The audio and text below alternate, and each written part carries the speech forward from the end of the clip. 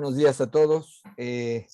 Bueno, pues hoy me propongo ver con ustedes lo que sería el segundo punto de la propuesta que hice de seminario, que sería justamente ver cómo el concepto mismo de filosofía, o sea, más precisamente, la frase, la oración, el significante filosofía, puede ser visto desde el psicoanálisis en dos términos que son una metonimia y una metáfora, y lo cual nos da, respecto del mito de Eros, que vamos a ver en esta sesión, pues una clave para entender algunas cosas del psicoanálisis. A ver, primero, es importante recordar siempre que parte del trabajo analítico que se hace, el trabajo de investigación psicoanalítica, tiene que ver entonces con este par de conceptos que son la metáfora y la metonimia. Hay una larga historia sobre estas cosas, de estas palabras, porque metáfora y metonimia fueron originalmente empleadas por la retórica antigua, especialmente la de Cicerón, como un recurso de embellecimiento del discurso, que era originalmente como se entendía estos términos de metáfora y metonimia. Hola Lucía, Conchita, buenos días. Buenos días, doctor. Gracias, Lucía. Hola, Conchita. Y Mitzi, que también por ahí está, Mitzi, que aparece y desaparece. Bueno. Aquí estoy, doctor. Buenos días. Buenos días a todos. Okay. Buenos días. Entonces, la cuestión aquí es que durante mucho tiempo estos fueron considerados solamente recursos, digamos, de oratoria.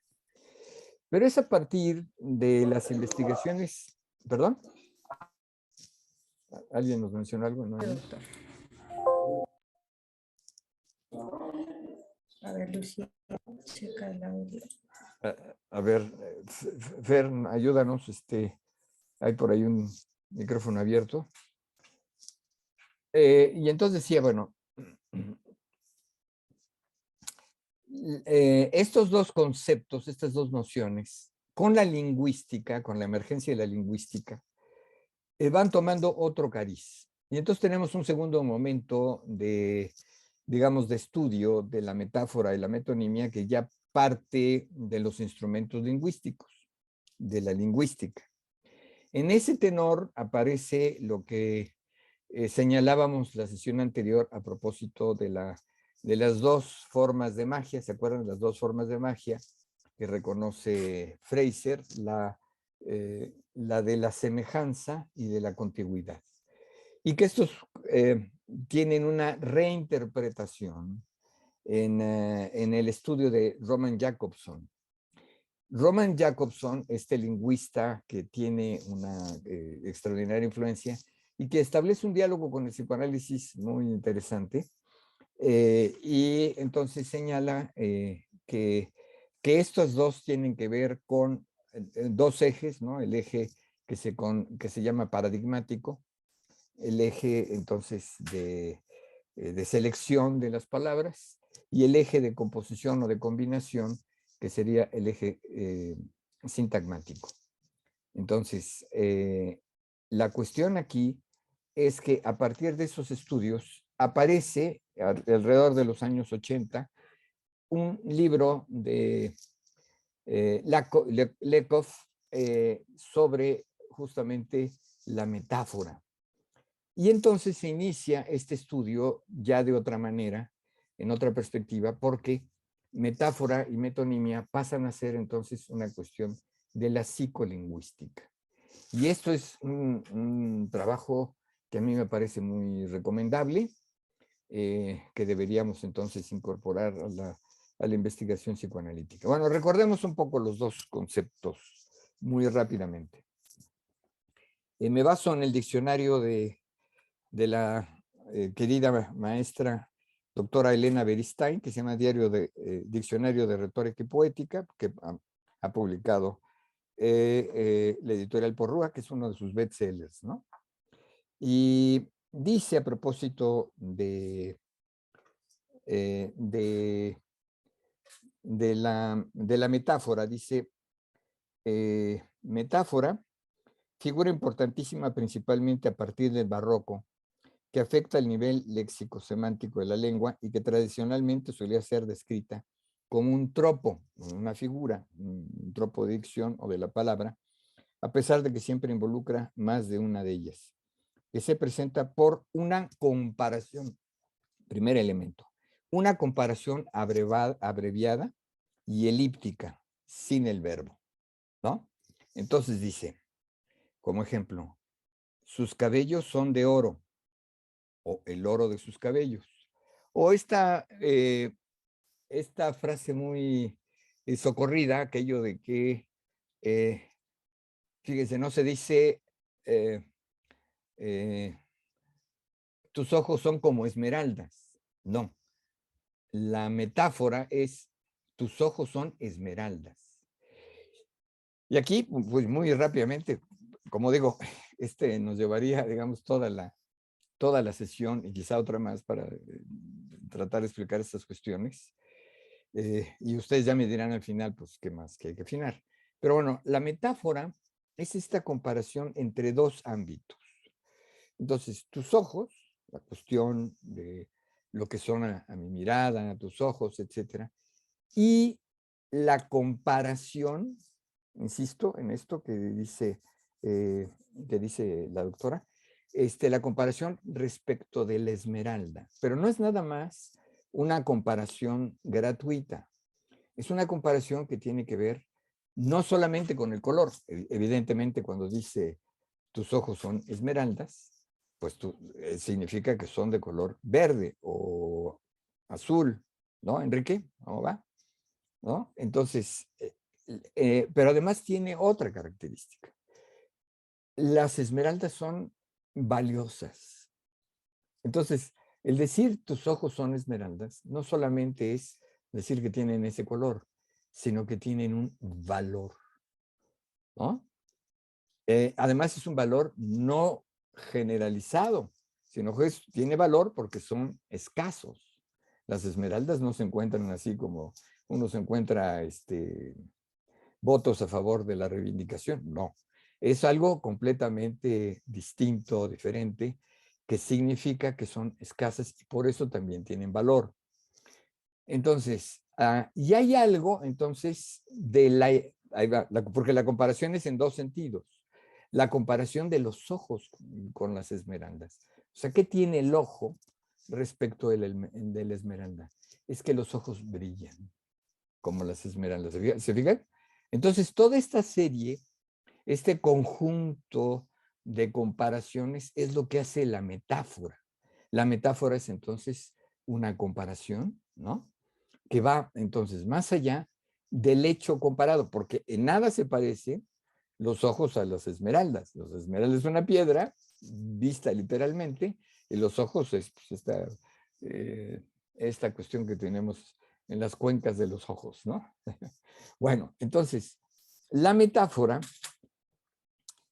dice en otra parte, la doctora Beristain, en la expresión en la cadera clara de la costa, en la cadera clara de la costa, dice, tomando un verso de Neruda, dice, al asociarse por contigüidad significantes cuyos significados guardan entre sí una relación paradigmática de semejanza parcial. ¿Okay? Cuando digo semejanza parcial, cuando dice, ¿no? En la cadera, o sea, en la parte media de la costa, ¿no? Es una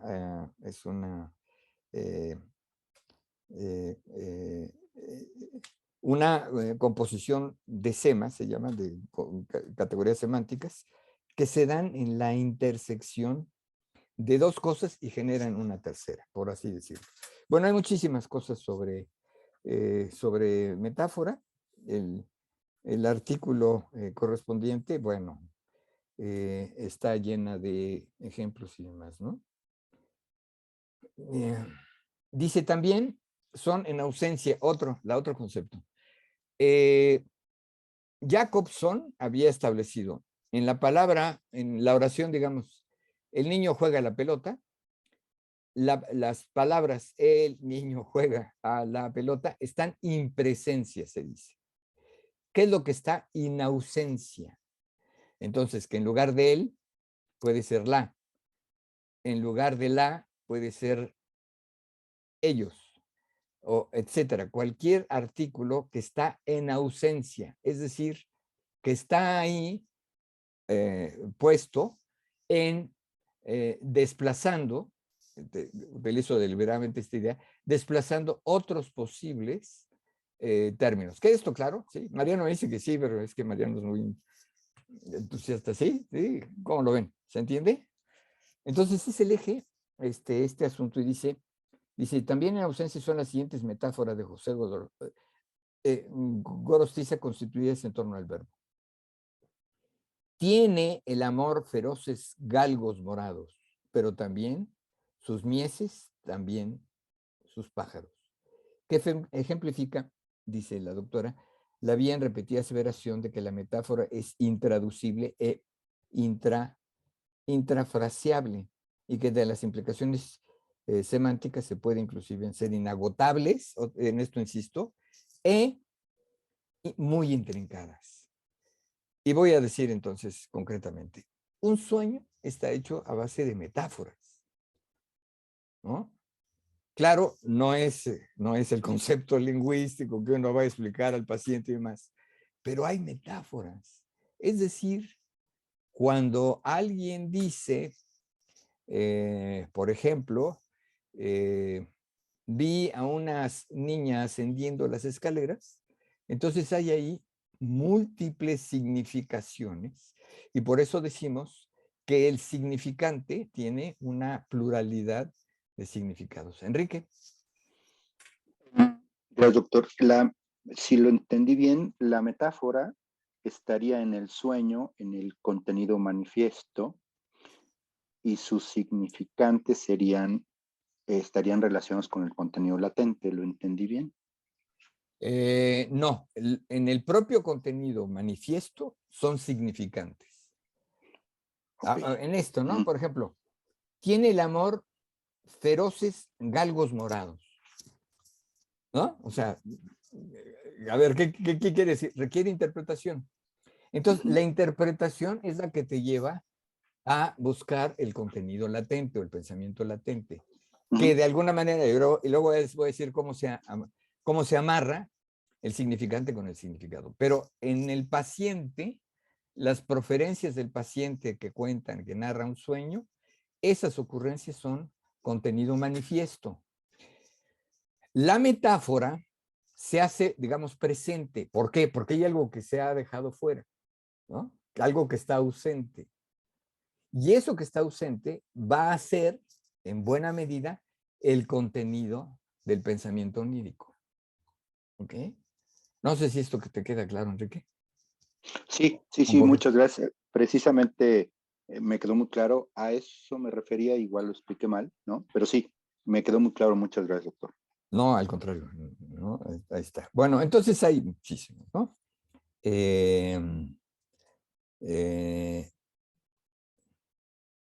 Por ejemplo, dice que hay muchas formas lingüísticas en las que aparece. Por ejemplo, en un participio, helado de angustia, ¿no?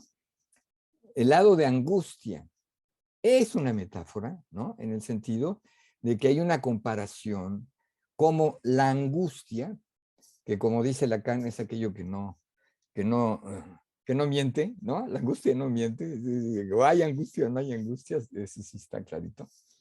El asunto es entonces cómo esta situación se presenta en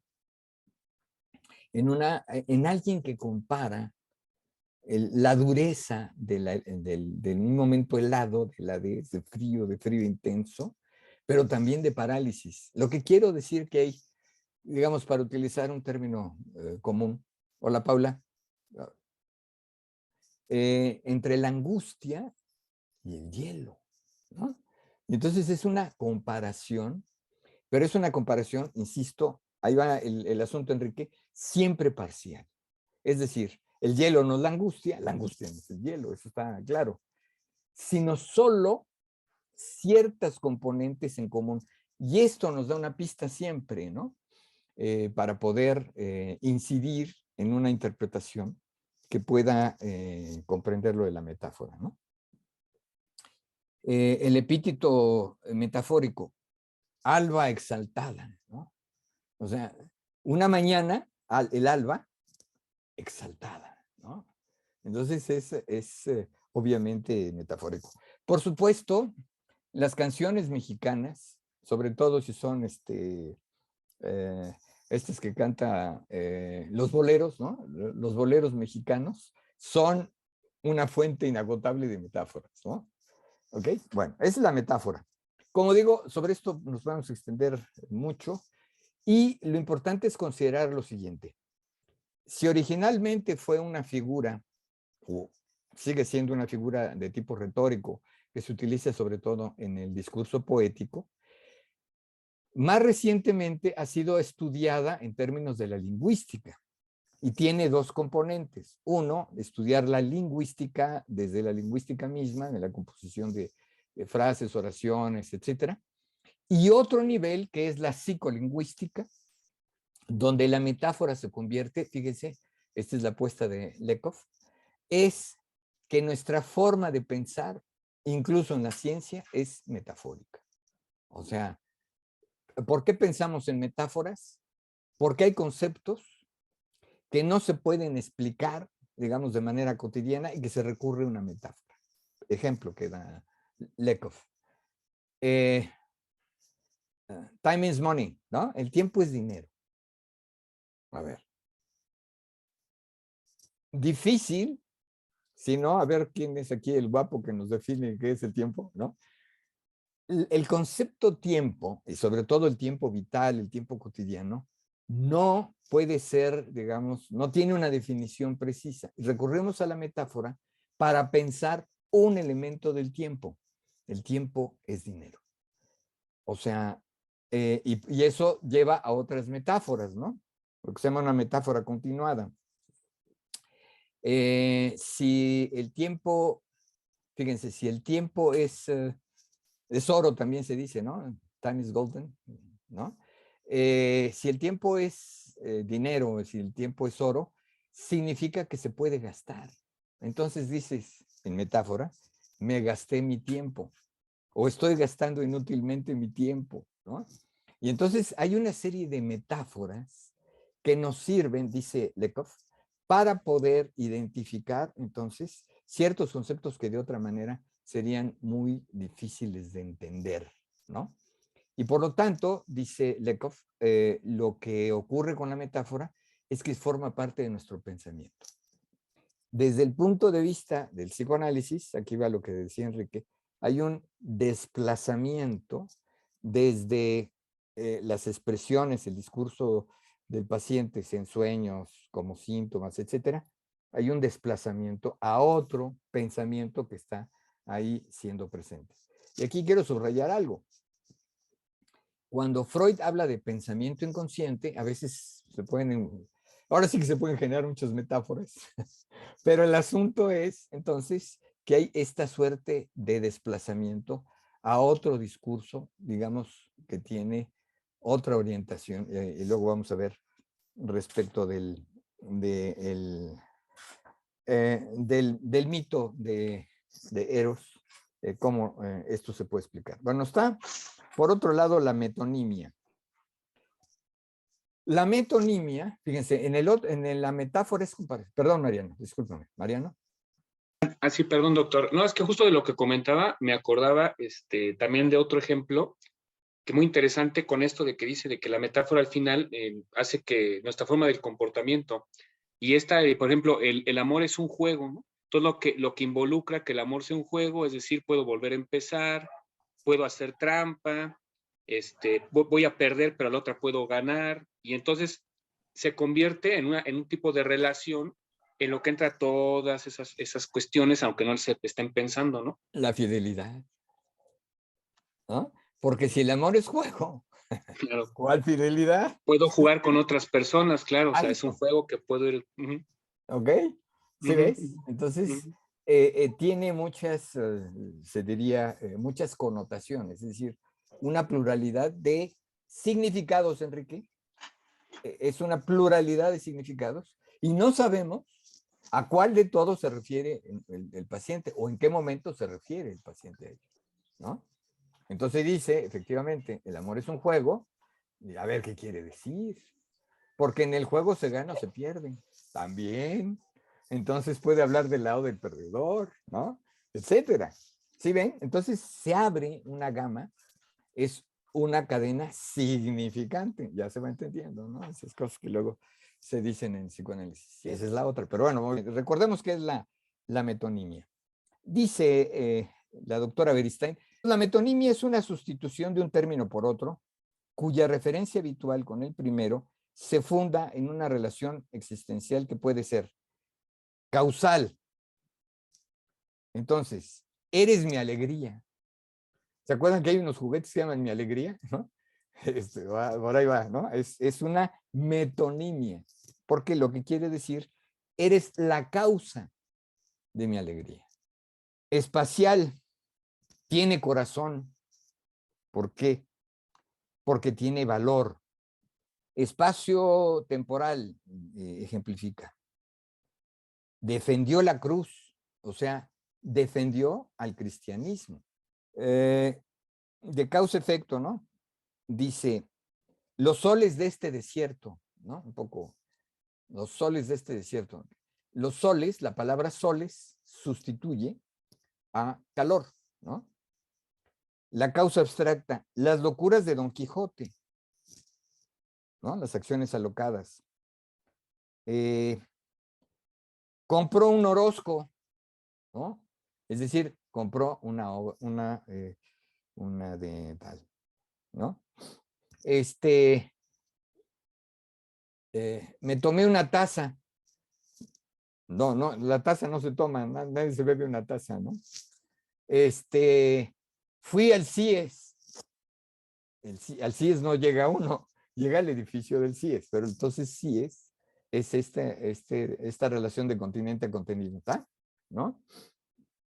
De continente a contenido, dice, había una rica mesa, ejemplifica la doctora, ¿no? O sea, los alimentos.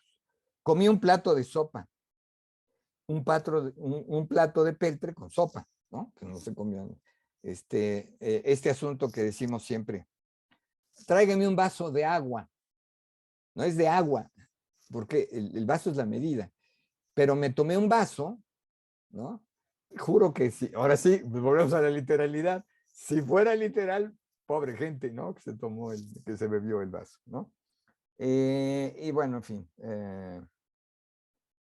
del lugar por la cosa por el que procede, me tomé un tequila, ¿no? Es decir, lo que se produce en tequila es lo que me tomó. Luego ya el término se vuelve un término absolutamente identificado, etcétera, ¿no? Bueno, vamos a ver entonces estos dos conceptos de metonimia y metáfora en el caso del mito que aparece en el diálogo El banquete de Platón y en la parte donde se define filosofía, ¿no? Pero antes, déjenme recordarles lo siguiente. Para los griegos clásicos, para designar lo que nosotros, fíjense, nosotros tenemos la palabra amor, pero ellos tenían tres. Esos tres significantes son las palabras eros, filia y ágape. Eros ahorita lo vemos, ¿no? Como era el eros, es un enamoramiento físico no necesariamente duradero. No quiere decir que no sea duradero, pero tiene que ver con lo físico, digamos, ¿no?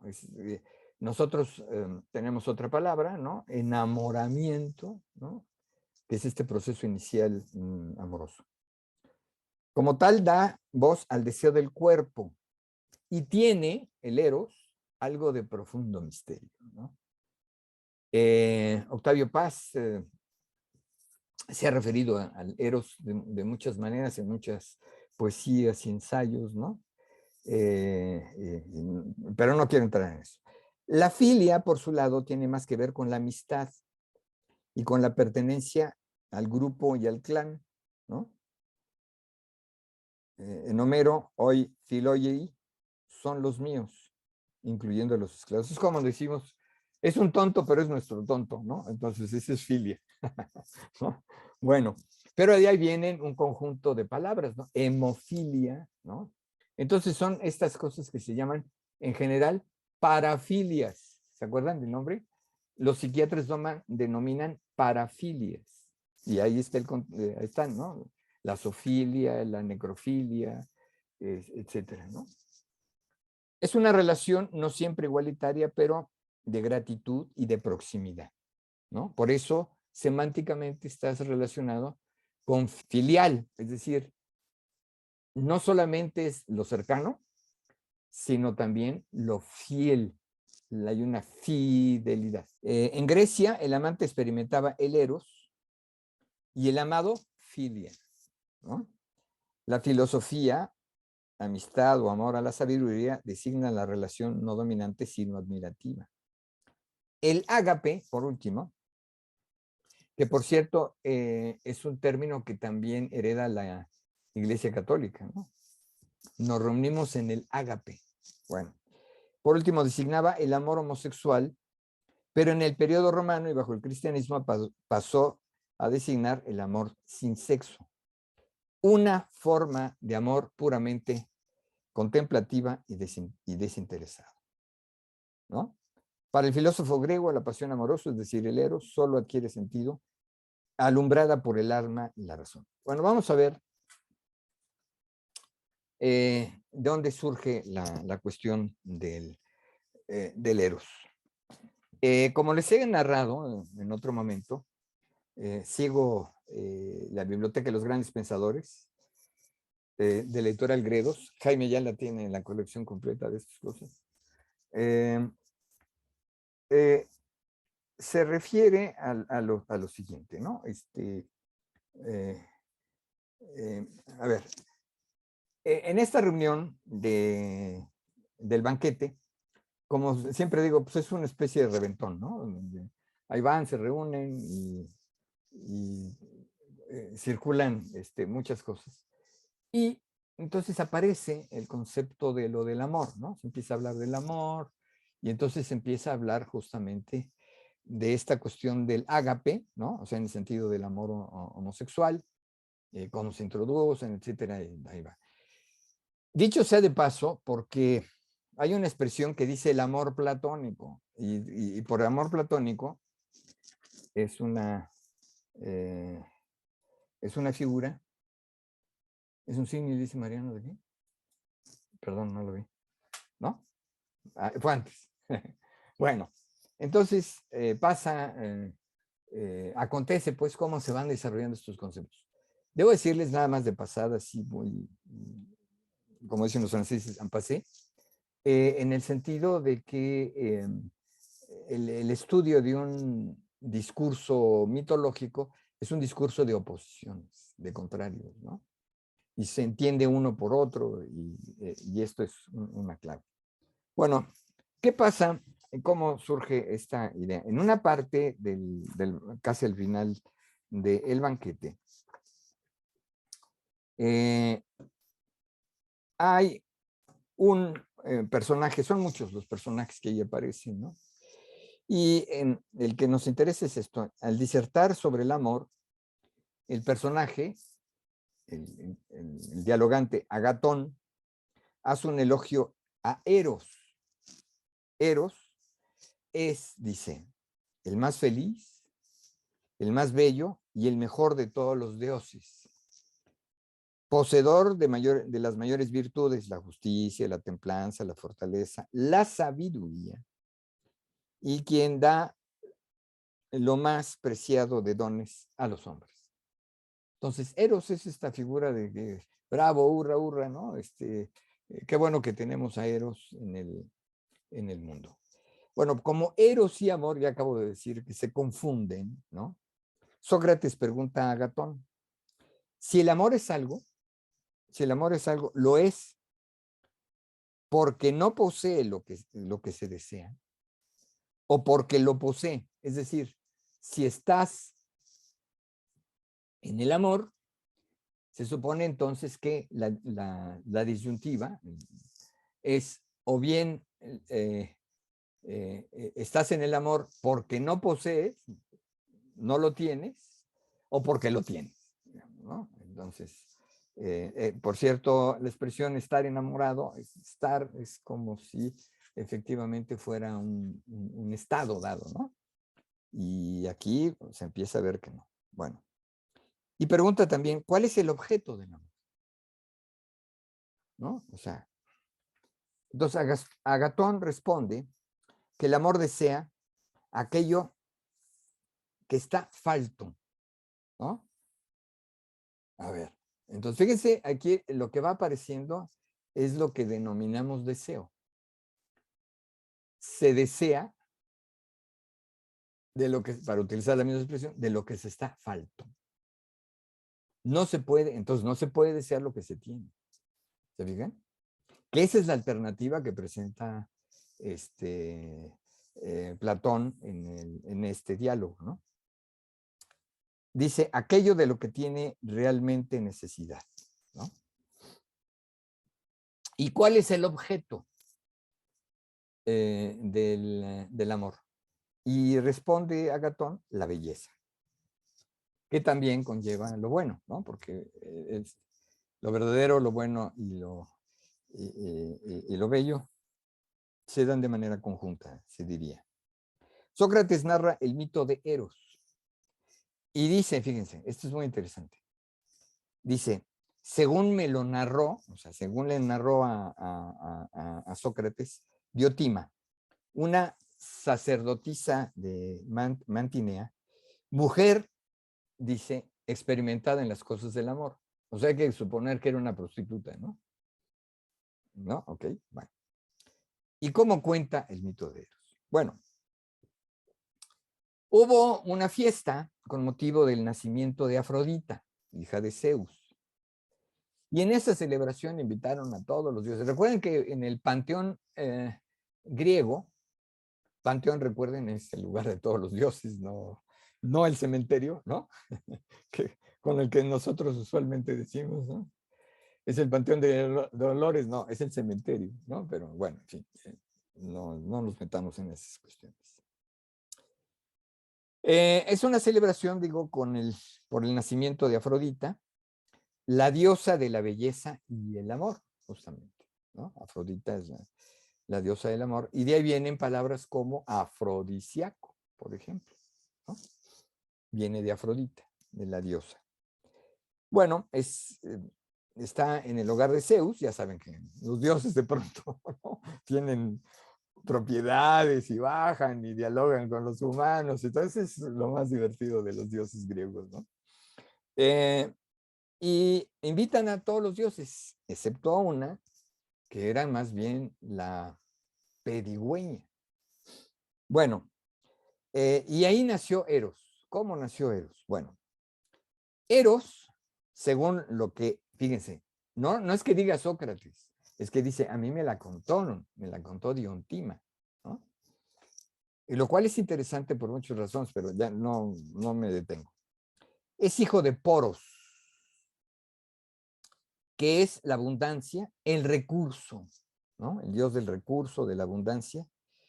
Un padre sabio y rico en recursos. Aquí la palabra recursos no quiere decir necesariamente recursos económicos.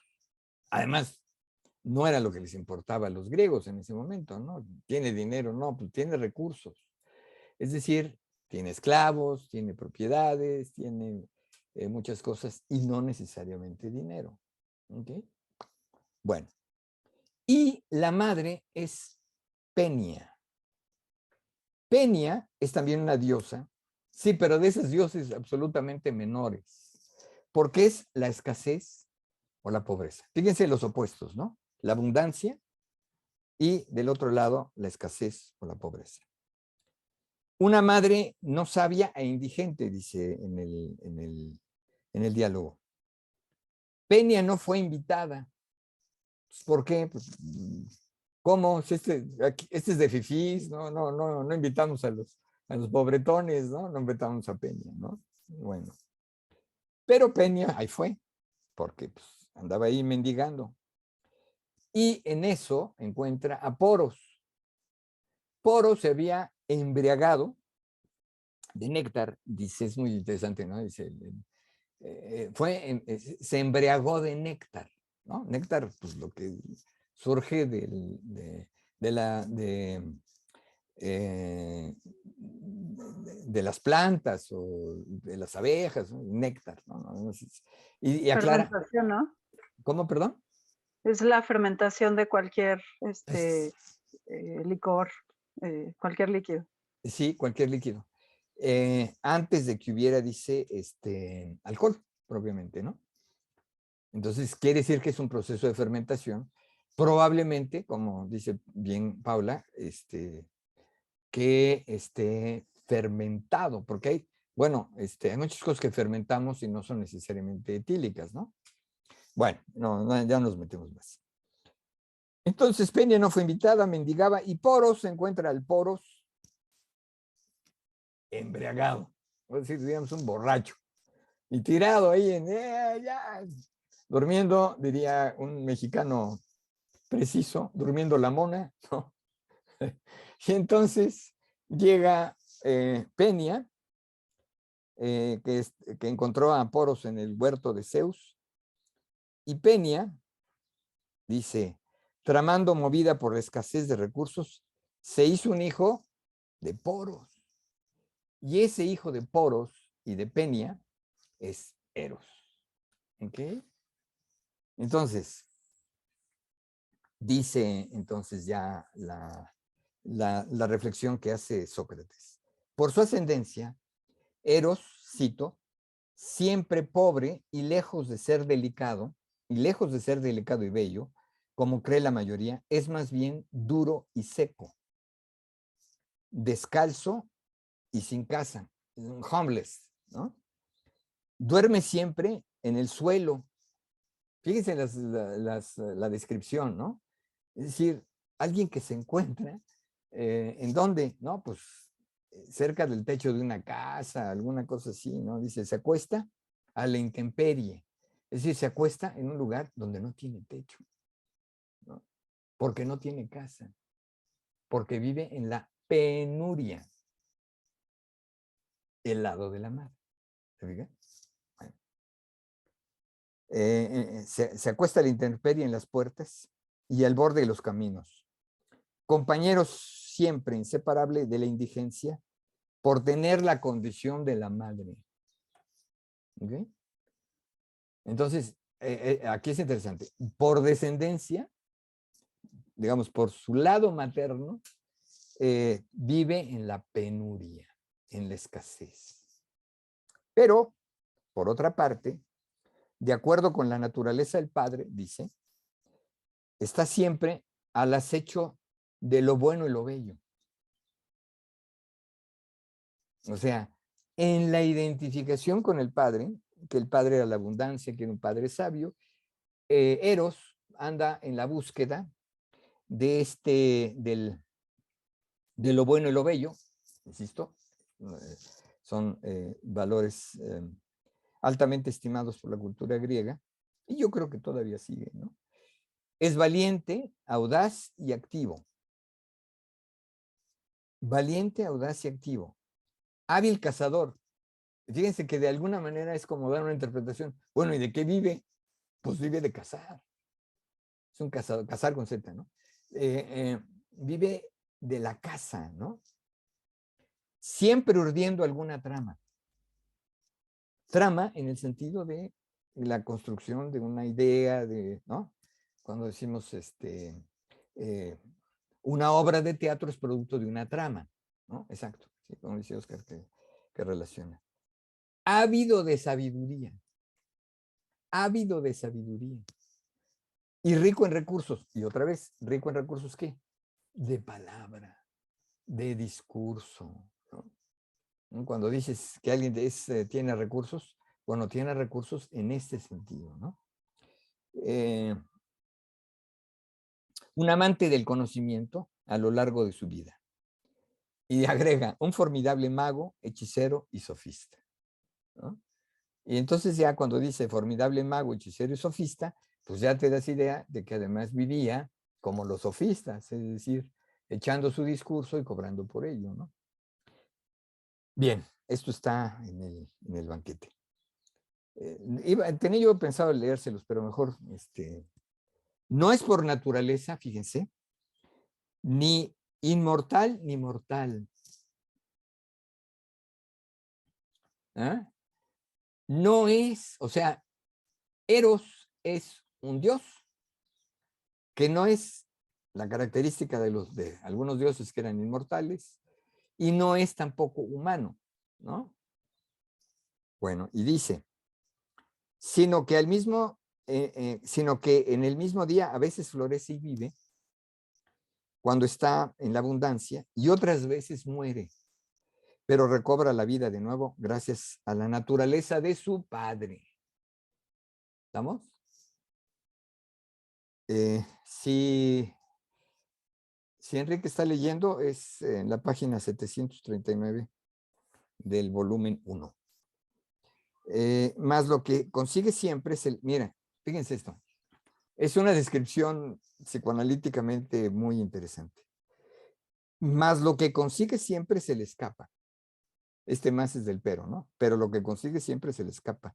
De suerte que Eros nunca está falto de recursos, ni es rico, ¿no? Y esto me interesa, y está además en el medio de la sabiduría y la ignorancia. Es la ignorancia por el lado de Peña, y es la sabiduría buscada, porque no la tiene, desde el lado del padre, ¿no? Dice, pues la cosa es como sigue. Ninguno de los dioses ama la sabiduría. O sea, los únicos sabios son los dioses. Esas se las saben de todas, ¿no? Ninguno de los dioses ama la sabiduría, ni desea ser sabio. Ni desea ser sabio. Y aquí ya se apunta algo. Ser sabio es un objeto de deseo. ¿Ok? Porque ya lo es. Ya lo tiene. Entonces, otra vez volvemos. No se desea lo que se tiene, ¿no? Como tampoco ama la sabiduría cualquier otro que sea sabio. Por otro lado, dice, los ignorantes ni aman la sabiduría, ni desean hacerse sabios. Pues en esto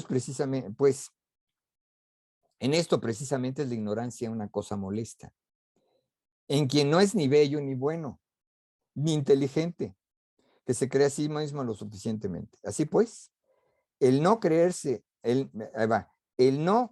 estar necesitado, no desea tampoco lo que no cree necesitar. ¿Quiénes son, Diontima, entonces, dije yo, los que aman la sabiduría, si no son ni los dioses ni los ignorantes? El ignorante no desea la sabiduría, ¿no? O sea, a mí déjenme con mi ignorancia.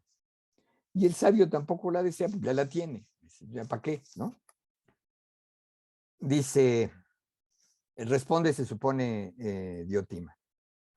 Hasta para un niño es ya evidente, dijo, que son los que están en medio de estos dos, entre los cuales estará también Eros. Ojo, ¿ah? Eros es un personaje que, no siendo inmortal, tampoco es mortal, ¿no? ¿Ok?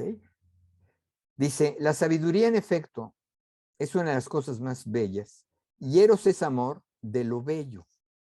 De modo que Eros es necesariamente amante de la sabiduría, Y por ser amante de la sabiduría está, por tanto, en medio del sabio y del ignorante. Y a causa de esto también, y la causa de esto es también su nacimiento, ya que es hijo de un padre sabio y rico en recursos, y una madre no sabia e indigente. Este es, pues, querido Sócrates, le dice Diontima, la naturaleza de ese demon, de este demon. Demon es, demon, de donde vendría Blue Demon, pero no es el demonio, ¿no? Demon es un personaje, digamos, que obra prodigios, ¿no? Pero en cuanto a lo que tú pensaste que era Eros, no hay nada sorprendente en ello. Tú creíste, según me parece deducirlo de lo que dices, que Eros era lo amado y no lo que ama. ¿Quién es, desde el punto de vista psicoanalítico, el que busca ser lo amado? El narcisismo, ¿no? El narcisismo es este componente siempre presente en la humanidad que busca justamente ser amado. No ama, pero sí quiere ser amado. Tú creíste, según me parece deducirlo de lo que dices, que Eros era el amado y no el que ama. Por esta razón, me imagino, te parecía Eros totalmente bello, pues lo que es susceptible de ser amado es también lo verdaderamente bello, delicado, perfecto y digno de ser tenido por dichoso. Mientras que se lo ama, lo que ama tiene carácter diferente, ¿no? Bueno, etcétera. Ya viene toda una discusión, etcétera. Pero entonces aquí, Eros representa justamente esta doble condición y aquí aparece entonces esta una cuestión primero metonímica y luego metafórica. La palabra filosofía la podemos distinguir en dos. Fila, el amor a, ¿no? ¿El amor a qué? El amor a la sabiduría. ¿Ok? Bueno, entonces,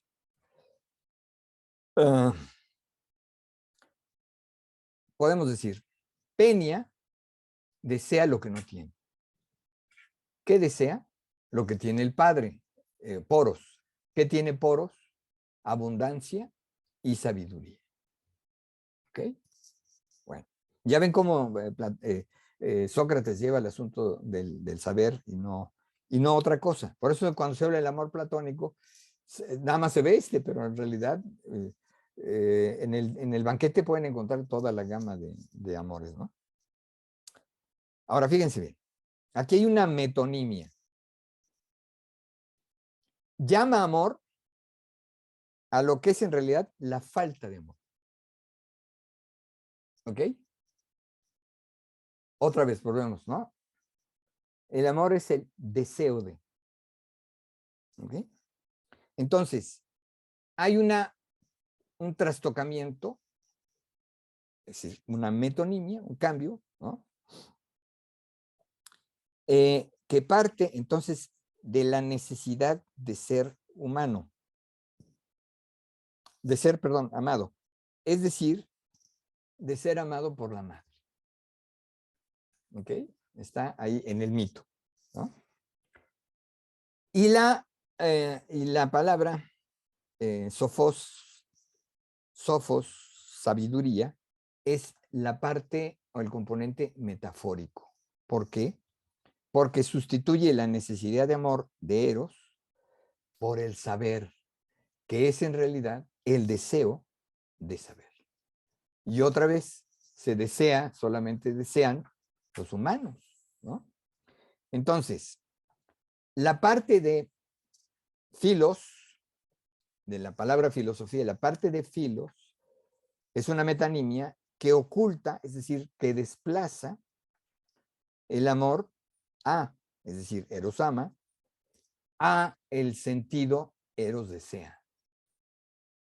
¿Ok? Eros desea algo.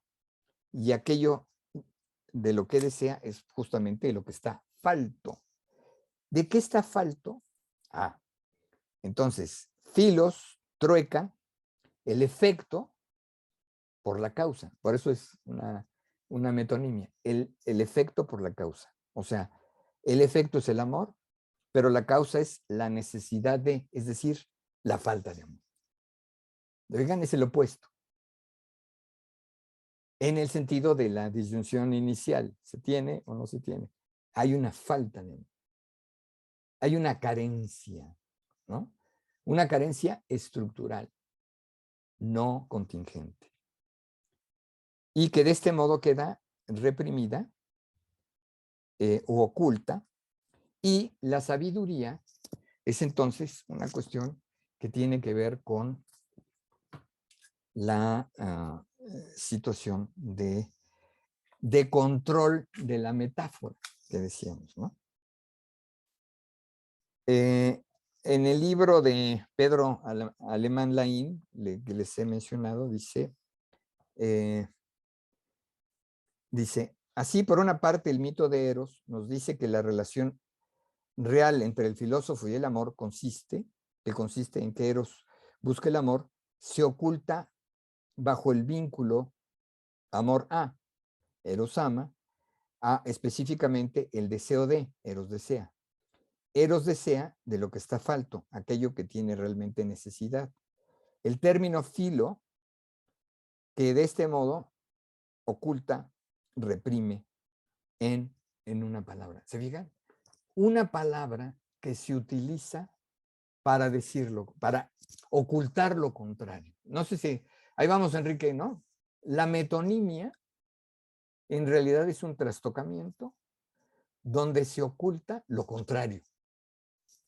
¿Ok? Dice este autor, ¿no? Eros queda así marcado. Compañero siempre inseparable de la indigencia por tener la condición de la madre, había dicho. Penia, el nombre de la madre de Eros, a condición de ser, es la condición de aporía. Aporía quiere decir, bueno, quiere decir contradicción, pero también quiere decir privada de recursos. Aporía, ¿no? La expresión amor a la sabiduría disfraza, pues, como amor una actividad de reparación de una herida de amor. ¡Oh, qué bonito! ¿No? Se repara. Con la sabiduría se pretende reparar una herida. ¿Qué herida? La herida de la madre indigente. La herida, vamos a decir, del pecado de la madre de querer ser lo que no era y querer juntarse con quien no podía, ¿no? Digo, de hecho, sí. La expresión amor a la sabiduría disfraza, pues, como amor, una actividad de reparación de una herida de amor, que es también, como muestra el mito, la herida narcisista, que es el tránsito por el Edipo que inflige al niño, ¿no? En el principio, los niños, las niñas, quieren mamá para que los ame. Cuando mamá se retira, mamá entonces ya no nos ama. Y esta es una situación que se repite en los adultos, ¿no? Entonces, ¿por qué ella no me quiere? Yo tan buena persona que soy. Mira nada más. La ingrata, ¿no? ¿No? La ingrata. O sea, yo tanto que le di, mira nada más cómo me paga, ¿no? O sea, está toda una serie ahí de metáforas, ¿no? Donde el amor, fíjense, se convierte en un pago. Ahí hay algo. Ahí hay algo, ¿no? Para no meternos ahora a distinguir, hay una analogía. Entonces, el amor es algo que adquiere cuerpo, el cuerpo del pago. Mira cómo me pago, o sea, mira cómo me ha dejado de retribuir. ¿Oigan? Qué cosa tan espantosa, ¿no? Bueno. Esta metonimia sirve como la primera pantalla de ocultación del móvil inconsciente del filosofar. O sea, no lo digan muy fuerte, pero los filósofos siempre parten de la penuria, ¿no? De la ausencia de saber, claro. Quienes reconocen que hay que aprender algo, quienes no lo reconocen, pues esos ya son sabios, ¿no? Bien, y el segundo elemento dice, sin embargo, a pesar de este fondo narcisista, fondo imaginario, metonímico, el mito nos dice que en el filosofar no hay psicosis, por lo que estaba yo explicando antes, ¿no? El mito hace una sustitución metafórica fundamental, una condensación que no podría ser el psicótico. Sustituir el deseo de la madre, ese significante, que queda reprimido, por el significante sabiduría. Esto es lo que hace la operación neurótica. O sea, el deseo de la madre es algo significante.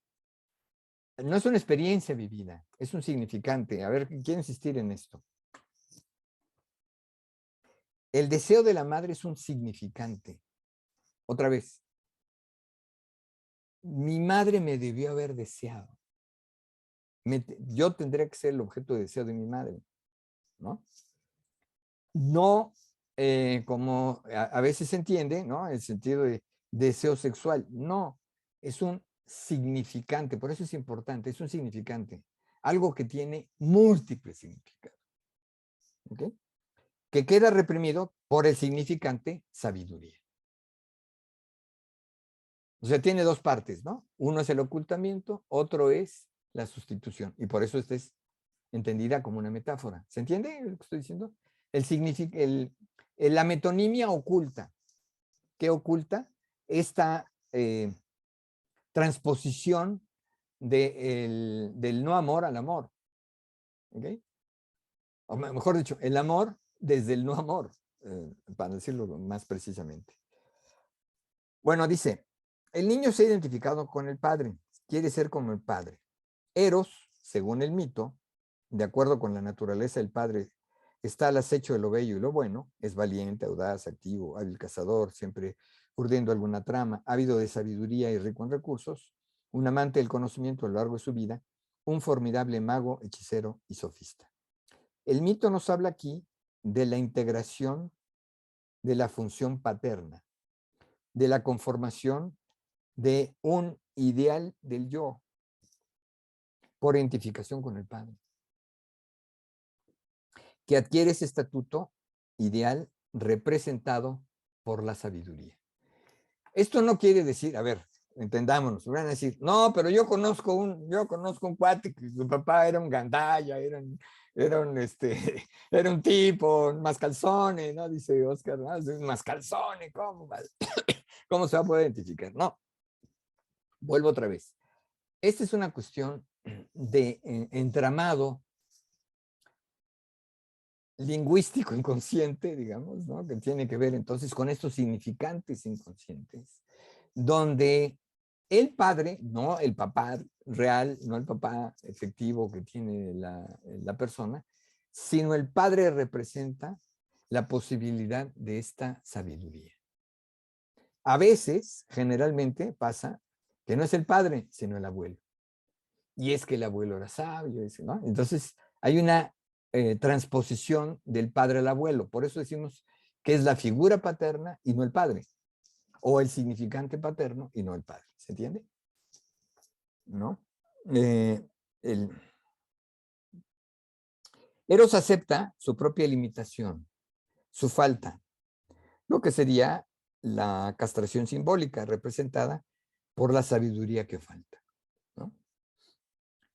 Se hace por eso un sujeto deseante, ¿ok? Que es lanzado a las peripecias y altibajos del deseo.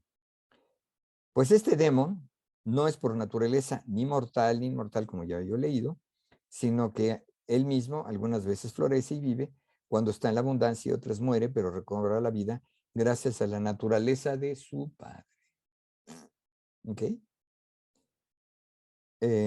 Más lo que consigue siempre se le escapa, de suerte que Eros nunca ni está falto de recursos, ni es rico. Y además, en medio de la sabiduría y la ignorancia.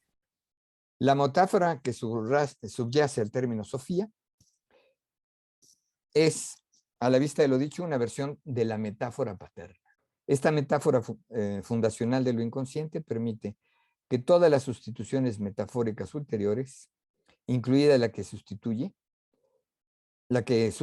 el mito, el significante, el deseo de la madre por el significante sabiduría. El mito de Eros es en este sentido la versión del mito universal del Edipo. Es el mito del Edipo filosófico. ¡Wow! El mito nos habla, por tanto, de la estructura neurótica y acota, así, el lugar del narcisismo en el filosofar frente a la psicosis. ¿Ok? Bueno, dejo ahí. ¿Cómo ven? Interesante, ¿no? Interesante.